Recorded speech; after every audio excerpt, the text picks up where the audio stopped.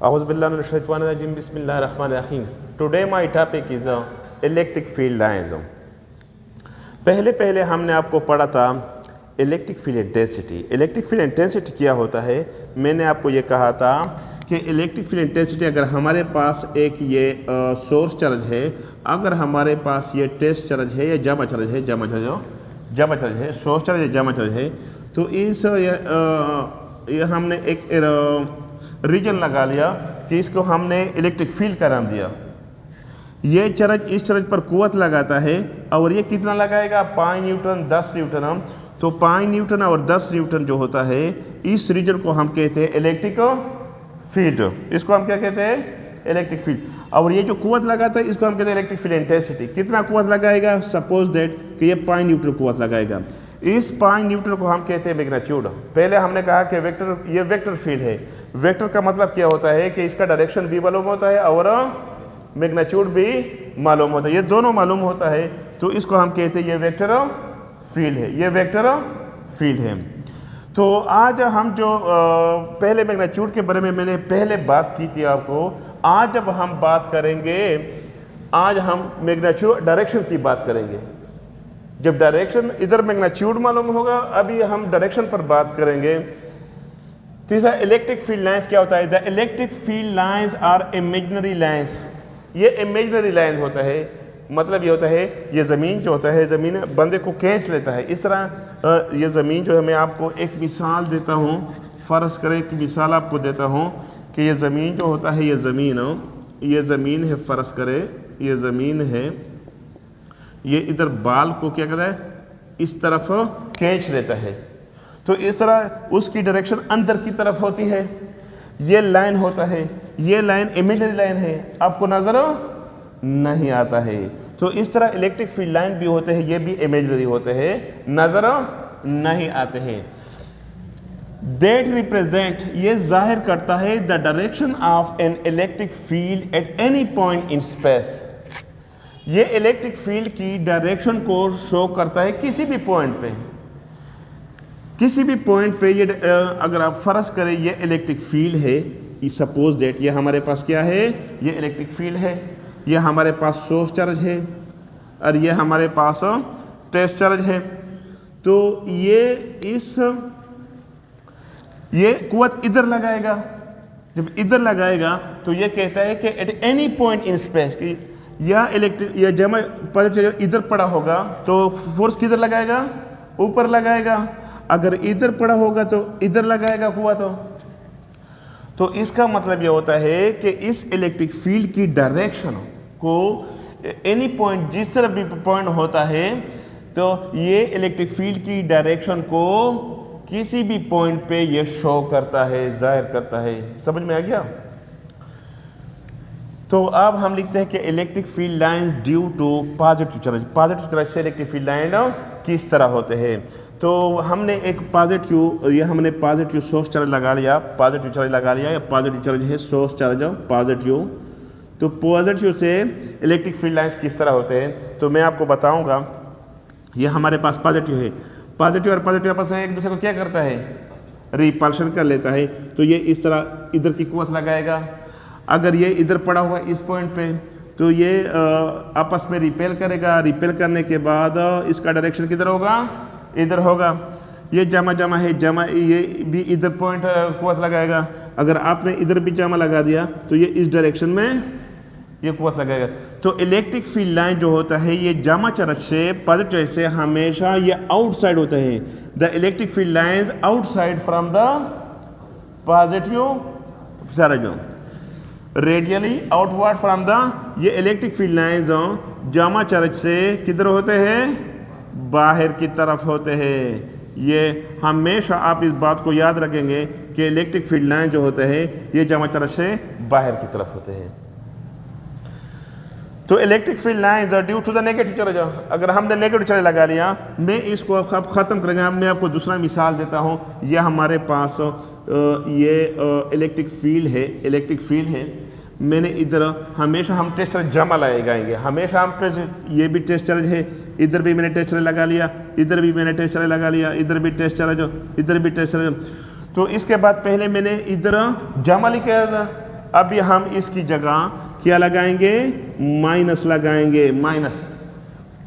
जमा मनफी एक दूसरे को क्या करते हैं, अट्रैक्ट करते हैं। तो ये इस तरह, इसका डायरेक्शन इधर होगा, इसकी डायरेक्शन इधर होगी, इसकी डायरेक्शन क्यों, क्योंकि जमा और मनफी एक दूसरे को अट्रैक्ट कर लेती है, तो इसका डायरेक्शन किधर होगा, नीचे की तरफ हो। तो अब हम लिखते हैं कि ये हमारे पास जो नेगेटिव चार्ज होता है, negative charge, the electric field lines are radially, the electric field lines are radially inward from the negative charge.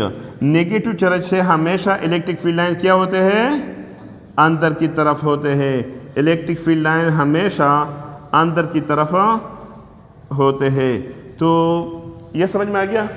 अब हम पढ़ेंगे electric field line due to same charge, to same charge. Same का मतलब ये होता है कि आपने एक जमा चार्ज लगा लिया, ये भी जमा है, ये सेम चार्ज है, इधर भी आपने जमा लिया, तो जमा और इस इलेक्ट्रिक फील्ड लाइन किधर निकलते हैं, बाहर की तरफ।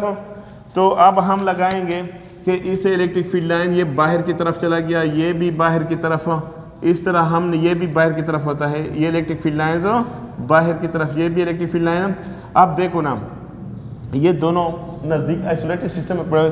तो अब हम अगर ये इलेक्ट्रिक फील्ड लाइन जो होता है, ये इलेक्ट्रिक फील्ड लाइन ये इधर जाता है, इस तरह मोड़ जाता है।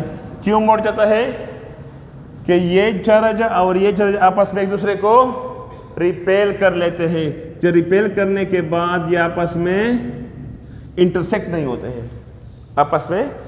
तो इस तरह इलेक्ट्रिक फील्ड लाइन इस तरह बाहर होता है, ये भी बाहर होता है और ये भी इससे बाहर की तरफ होता है। तो इलेक्ट्रिक फील्ड लाइन अगर यहाँ से आता है तो इस तरह ये इधर आ जाता है, क्योंकि ये आपस में एक दूसरे को रिपेल कर लेता है। समझ में आ गया। आप इस तरह अगर ये जमा है तो इस तरह मनफी भी आप लगा सकते हैं। सेम चार्ज का मतलब होता है दोनों मनफी भी आप इस तरह। तो इसके दरमियान अगर आप मनफी लगाएंगे तो इलेक्ट्रिक फील्ड लाइन जो होता है ये इधर नहीं होगा, तो किस तरफ होगा, electric field line inside, electric field line इधर होगा, इस तरह electric field line inside, radially inside from the. तो इलेक्ट्रिक फील्ड लाइन हमेशा इनसाइड होता है जब आप नेगेटिव ले लेंगे, नेगेटिव की सेम चला जाओ। तो मैंने इसका इस तरह कर दिया, ये इस तरह, ये भी इस तरह कर दिया। हाँ, इसके बाद अब हम लिखते हैं electric field lines due to opposite charge. Opposite का मतलब होता है कि हमने एक जमा ले लिया और दूसरा मैंने मनफी लिया।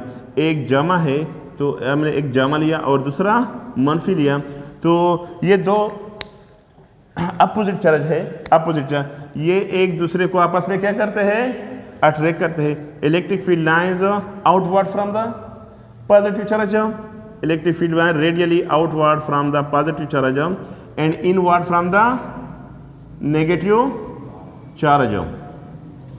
इस तरह आप देखिए ना, अब बिल्कुल ये आपस में एक दूसरे को अट्रैक्ट कर लेते हैं। अट्रैक्ट करने के बाद इस तरह ये जमा चार्ज से बाहर की तरफ है और मनफी चार्ज से अंदर की तरफ है। तो इस तरह ये जब जाता है इस तरह ये बिल्कुल, तो ये इधर आ जाता है, क्योंकि ये इधर जाएगा, ये नेगेटिव चार्ज आपस में एक दूसरे को खींच लेता है। ये बिल्कुल इस तरह सीधा जाएगा, ये नेगेटिव चार्ज इसको आपस में इसको खींच लेता है। तो इलेक्ट्रिक फील्ड लाइंस अगर डिसिमिलर चार्ज में होगा तो हम इसको इस तरह रिप्रेजेंट करते हैं। अब हम लिखते हैं electric field lines due to opposite charged plates. हम दो प्लेट्स लेते हैं, दो प्लेट्स में इलेक्ट्रिक फील्ड लाइंस हम किस तरह ड्रा करते हैं। तो हमारे पास ये एक प्लेट है, ऊपर ये जमा है, ये जमा प्लेट है।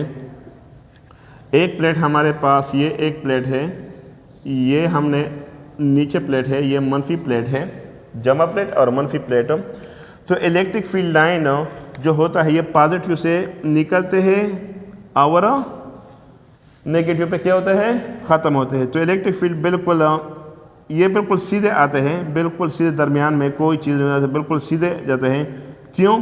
क्योंकि इनके दरमियान यूनिफॉर्म इलेक्ट्रिक फील्ड है। यूनिफॉर्म इलेक्ट्रिक फील्ड इसमें है, यूनिफॉर्म इलेक्ट्रिक फील्ड इसमें है, बिल्कुल यूनिफॉर्म। तो अब हमने ये लगाया इसके बाद जो बिल्कुल ग्राउंड है, तो इसमें इस तरह इलेक्ट्रिक फील्ड लाइंस इस तरह आता है, ये इसको हम बल्जिंग पॉइंट कहते हैं। क्या कहते हैं? बल्जिंग।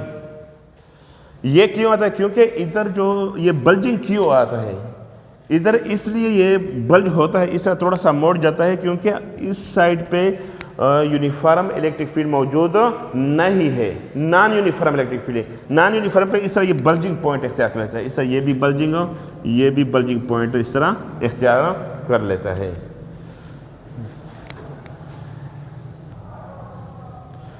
अब हम पढ़ेंगे properties of electric field line. Properties का मतलब होता है the electric field line originate from the positive charge and terminated from the negative charge. इसका मतलब यह होता है कि electric field lines positive charge से निकलते हैं, और मिसाल के तौर पर ये हमारे पास जो आपने आपको कहा, ये हमारे पास जमा प्लेट है और ये हमारे पास मनफी प्लेट है। क्या है? मनफी प्लेट। तो इलेक्ट्रिक फील्ड लाइन हमेशा ओरिजिनेट का मतलब होता है ये पॉजिटिव चार्ज से निकलते हैं और नेगेटिव पे क्या होता है? ख़त्म होते हैं, टर्मिनेटेड। ये पॉजिटिव से शुरू होते हैं और नेगेटिव पे ख़त्म होते हैं। समझ में आ गया?